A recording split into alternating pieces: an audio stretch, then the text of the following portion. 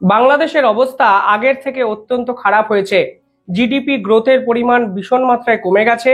Political instability, ফলে এই মুহূর্তে আইএমএফ থেকে কোনো অবস্থাতেই বাংলাদেশকে টাকা দেওয়া সম্ভব নয়। আইএমএফ কর্তারা কিছুদিন আগে বাংলাদেশে এলেন, মোহাম্মদ ইউনূসের অতিথি আপ্যায়নের প্রশংসা করলেন, কিন্তু টাকা না দিয়েই তারা দেশে ফিরে গেলেন। অর্থাৎ ঘরের ছেলে ঘরে ফেরার পরেও মোহাম্মদ ইউনূসের হাতে ঝুলল একটা ভিক্ষার বাটি, যে বাটি ফাঁকা। মাত্র $1.3 বিলিয়ন লোনের জন্য তারা আইএমএফকে বারংবার অনুরোধ করতে শুরু করেন। আইএমএফ কর্তারা দেখেন, চলো লোনের যখন শেষ কিস্তিটা দিতেই হবে, আমরা বাংলাদেশে নিজেরা যাই, বাংলাদেশের বর্তমান পরিস্থিতি দেখি, এবং যদি মনে হয় সেই লোন রিটার্ন পাওয়া যেতে পারে তাহলেই আমরা শেষ কিস্তিটা দেব। কিন্তু তারা বাংলাদেশে তো এলেন, তারা বাংলাদেশের অতিথি আপ্যায়নের প্রশংসা করলেন, আন্তর্জাতিক স্তরে খবর হলো, কিন্তু তারা যখন দেশে ফিরে গেলেন তারা জানিয়ে দিলেন বাংলাদেশকে এই মুহূর্তে লোন দেওয়া তাদের পক্ষে পসিবল নয়। পরিবর্তিত পরিস্থিতি অনুসারে 21 এপ্রিল থেকে 25 এপ্রিল ফের একবার আমেরিকায় তারা মিটিং করবেন। সেই মিটিংয়ে যদি মনে হয় বাংলাদেশের অবস্থা একটু আপগ্রেডেড হয়েছে, উন্নতি হয়েছে, তাহলে সেই অবস্থায় তারা একটু লোন দেওয়ার কথা ভাবলেও ভাবতে পারেন। অর্থাৎ সব মিলিয়ে বাংলাদেশের যে বর্তমান অবস্থা তা আরো খারাপ হওয়ার দিকে চলে গেল। শেখ হাসিনা বাংলাদেশের প্রধানমন্ত্রী, তিনি কিন্তু আইএমএফ থেকে লোন নিয়েছিলেন। সে সময় বাংলাদেশ রাশিয়া ইউক্রেন যখন যুদ্ধ হয়, বিভিন্ন দিক থেকে ক্রাইসিস পিরিয়ডে পড়েন। এক, ফুড সিকিউরিটির জায়গায় কমে যায়, যুদ্ধ বিধ্বস্ত পরিস্থিতিতে অনেক কিছু ইনপুট এক্সপোর্ট ব্যাহত হয়, ফলে তিনি আইএমএফ থেকে $4.7 বিলিয়ন লোন নেন। কিন্তু আইএমএফ এই লোনের পরিমাণ একবারে দেয় না, তারা কিস্তি মারফত প্রত্যেকটি দেশকেই কিন্তু সেই লোনের পরিমাণ দেয়, এবং ওই আগের কিস্তি ঠিক কোন কাজে ব্যবহার করা হয়েছে সেই রকম একাধিক হিসেব নিকেশ তথ্য তারা কালেক্ট করেন। শেখ হাসিনা যতদিন ছিলেন তখন এই লোনের কিস্তি পেতে কিন্তু বাংলাদেশ সরকারের অসুবিধা হয়নি। সমস্যাটা হয়ে গেল মোহাম্মদ ইউনূস আসার পর। বাংলাদেশের বর্তমান অবস্থা এতটাই খারাপ জায়গায় পৌঁছেছে যে বিদেশি কোনো ইনভেস্টমেন্ট তো আসছেই না, উল্টে একের পর এক বিদেশি ইনভেস্টমেন্ট আসা বন্ধ হয়ে গেছে, যেগুলো অলরেডি বাংলাদেশে এক্সিস্টিং ইনভেস্টমেন্ট ছিল। আইএমএফ কর্তারা তাই নিজেরা বাংলাদেশ থেকে দেখতে আসেন, তারা বাংলাদেশ থেকে দেখেন এবং ফেরার সময় চারটে এমন গুরুত্বপূর্ণ পয়েন্ট বলে যান যা মোহাম্মদ ইউনূসের রাতের ঘুম উড়িয়ে দিতে বাধ্য। তারা কেন লোন দিচ্ছেন না সেই হিসেবে চারটে পয়েন্ট তারা বলেন। বাংলাদেশের মিডিয়া এগুলো প্রচার করবে না, আর আপনারা আমাকে বলতেই পারেন আমি কেন বাংলাদেশের এই খবরটা নিয়ে আসছি, কারণ এর সঙ্গে ভারতের সম্পর্ক কিন্তু জড়িয়ে আছে। কারণ ভারতবর্ষ যতদিন বাংলাদেশের সঙ্গে ছিল ততদিন আইএমএফ থেকে এই ধরনের ঋণ পাওয়া কিংবা বিদেশি ইনভেস্টমেন্ট পাওয়া বাংলাদেশের পক্ষে অসুবিধার ছিল না, কারণ ভারত এবং বাংলাদেশের ট্রেড রিলেশন এতটাই সুগঠিত ছিল যে এই মনিটারি রিলেশনের এই যে ট্রানজিশন সার্কেলটা তা কিন্তু খুব সুন্দরভাবে মেনটেন করা হতো। আজকে আইএমএফ কিন্তু সেই প্রশ্নটাই তুলে দিয়ে গেছে বাংলাদেশে। কি বলেছে আইএমএফ? তারা বলেছেন রেভিনিউ টু জিডিপি রেশিও, অর্থাৎ মোহাম্মদ ইউনূস সরকারের রেভিনিউ যে ক্লিয়ার পাথওয়ে সেইটাই এই মুহূর্তে নেই। অর্থাৎ এই রিপোর্টে পরিষ্কারভাবে লেখা আছে মোহাম্মদ ইউনূসের বাংলাদেশ লো ট্যাক্স টু জিডিপি রেশিও, এই যে line, tax collection, tax collect করে মানুষের যে কোষাগার আছে বাংলাদেশের কোষাগার পরিপূর্ণ করো, এবং ট্যাক্স কালেকশনের পর বাংলাদেশের জিডিপি গ্রোথের দিকে জোর দাও। এই যে পথ, এই পথের ক্লিয়ার আইডেন্টিফিকেশন মার্কস বাংলাদেশ সরকার দেখাতে পারেননি। অর্থাৎ ইকোনমিক্যাল দিক দিয়ে তাদের নির্দিষ্ট কিছু সুচিন্তিত রাস্তাই তারা দেখাতে পারেনি আইএমএফ কর্তাদের। ফলে আইএমএফ কর্তারা বুঝতে শুরু করেছেন, মানে বলতে শুরু করেছেন এই যে তোমাদের ঋণ আমরা দেব, সেই ঋণ কিভাবে আমরা ফেরত পাবো। তারা চমৎকার একটি তথ্য দিয়েছেন। তারা বলেছেন শেখ হাসিনার সময় বাংলাদেশের জিডিপির পরিমাণ ছিল 5.1, সেটা কিভাবে কমে 3.3-তে এলো, তাও আবার 7-8 মাসে। ঠিক কি এমন করলো বাংলাদেশের সরকার যে অর্থনৈতিক বৃদ্ধি সম্পূর্ণভাবে থেমে গেল? তো সেটা তো নয়, কমে গেল। কিভাবে ফরেক্স রিজার্ভ কমে গেল? কেন বাংলাদেশের হাতে এই মুহূর্তে যতটা বিদেশি সঞ্চয় আছে তা দিয়ে দেশের মাত্র 3 মাস টানা সম্ভব? কেন ব্যাংকিং সেক্টর ভেঙে পড়লো? এরকম একাধিক প্রশ্ন কিন্তু তারা করেছেন প্রথম পয়েন্টে। সেকেন্ড যে পয়েন্ট তারা উত্থাপিত করেছেন তা হলো এক্সচেঞ্জ রেশিওর বা এক্সচেঞ্জের রেট, তার ফ্লেক্সিবিলিটি। অর্থাৎ বাংলাদেশের বিদেশি মুদ্রার সঞ্চয় এতটাই ফ্লেক্সিবল হয়ে গেছে, কমে যেতে শুরু করেছে, তা আদতে বাংলাদেশকে শক্তিশালী ভিতের উপর কি সত্যি দাঁড় করাতে পারে, এই প্রশ্ন কিন্তু আইএমএফ এর পক্ষ থেকে পরিষ্কারভাবে শোনা গেছে। 3 নম্বর তারা যে পয়েন্ট বলেছে তা হলো পলিটিক্যাল এবং ব্যাংকিং সেক্টরের রিফর্মস। বাংলাদেশের মোহাম্মদ ইউনূস সরকার ব্যাংকিং সেক্টর এবং ইনস্টিটিউশনের যে রিফর্মেশনের জন্য আদতে কি করেছেন সেই বিষয়ে সুনির্দিষ্ট মতবাদ তারা আইএমএফ এর সামনে দিতে পারেনি। অর্থাৎ আমি প্রথম থেকে যেটা বলতাম, ব্যাংকিং সেক্টর সম্পূর্ণভাবে যে ধসে গেছে, মানুষের হাতে টাকা নেই, এমনকি মানুষকে জানতে দেওয়া হচ্ছে না ব্যাংকের আসল অবস্থাটা কি। মানুষের টাকা মার্কেটে খাটানোর প্রবণতাও বাংলাদেশ সরকার দেখাতে পারছে না, যা আইএমএফ এর এই রিপোর্টে লেখা আছে। অর্থাৎ এই সরকার সাহসিত হতে পারছেই না, রিস্কও নিতে পারছে না, এবং এই টাকাগুলো কিভাবে ইউজ করলে সেই টাকা মার্কেট ঘুরে আবার ফিরে আসবে সে বিষয়ে সুনির্দিষ্ট ক্লিয়ার পাথওয়ে, যেটা বারবার বলা হয়েছে এই রিপোর্টে, তাও তারা দেখাতে পারেনি। 4 নম্বর যেটা বলা হয়েছে তা হলো বিভিন্ন ক্ষেত্রে ইকোনমিক্যাল চ্যালেঞ্জ দেখা যাচ্ছে। আরো একটা উল্লেখযোগ্য বিষয় আমি বলে দিই, এই রিপোর্টে আরেকটা উল্লেখযোগ্য পয়েন্ট আছে। বাংলাদেশ সরকারকে মানে সরাসরি আইএমএফ বলে নন পারফর্মিং যে লোনস গুলো আছে, অর্থাৎ এনপিএল, এই এনপিএল বাংলাদেশের স্টেট ব্যাংকে 10% হয়ে গেছে, প্রাইভেট সেক্টরে 5% করতে হবে।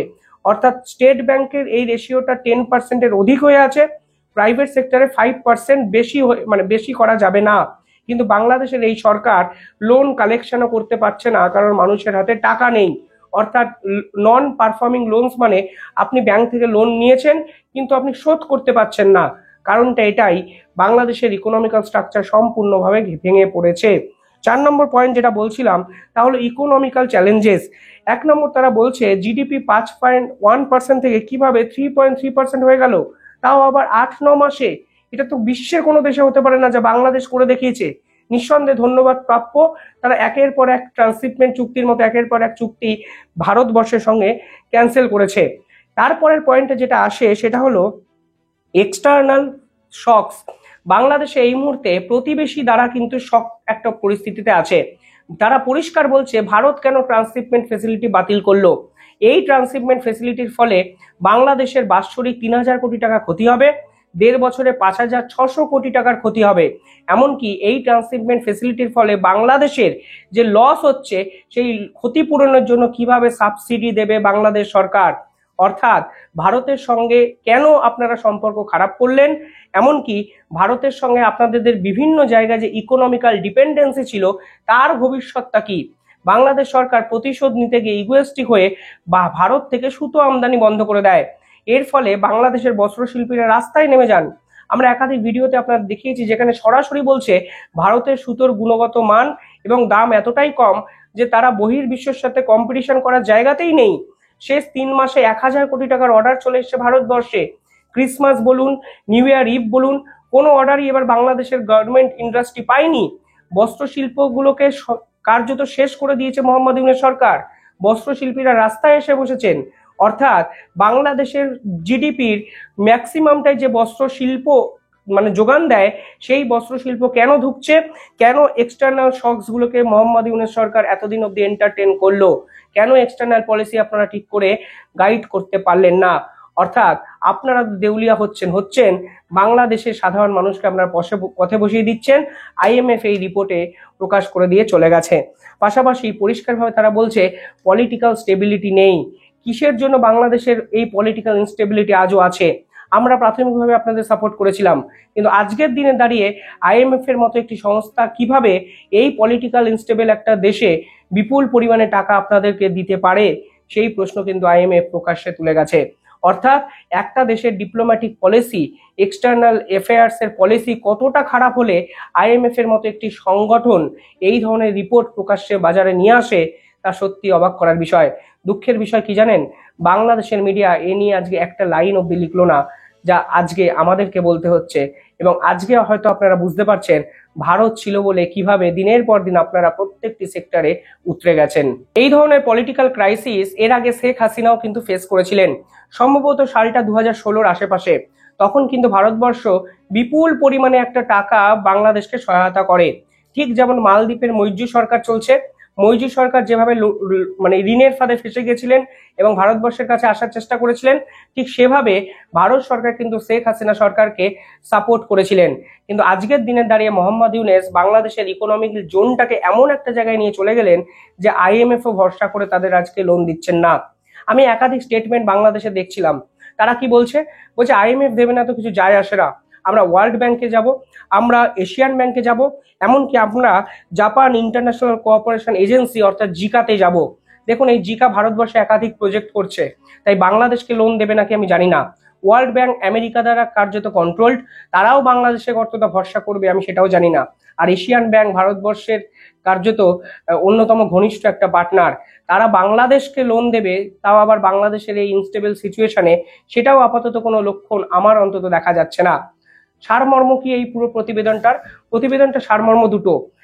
একটা দেশের ডিপ্লোম্যাটিক পলিসি কখনোই ইগো দ্বারা নিয়ন্ত্রিত হতে পারে না। এখন ডিপ্লোম্যাসি বদলে গেছে, এখানে স্থান কাল পাত্রকে আপনাকে গুরুত্ব দিতে হবে। এখন সাধারণ মানুষের কথাবার্তা সরাসরি ডিপ্লোম্যাটিক একটা অংশ হয়ে গেছে। কিন্তু এত সব বিচার করেও বলতে হচ্ছে, যদি একটা দেশের শাসকের দূরদর্শিতা না থাকে, তাহলে আইএমএফ এর মতো এই ধরনের সংগঠনগুলো বিশ্ব মানচিত্রে আপনাকে খাস্তা করে দেবে। তারা সরাসরি প্রশ্ন করছে, এক্সটার্নাল শকস আজকে বাংলাদেশে এত কেন বেশি? কেন সুইজারল্যান্ড টাকা দেওয়া বন্ধ করে দিল?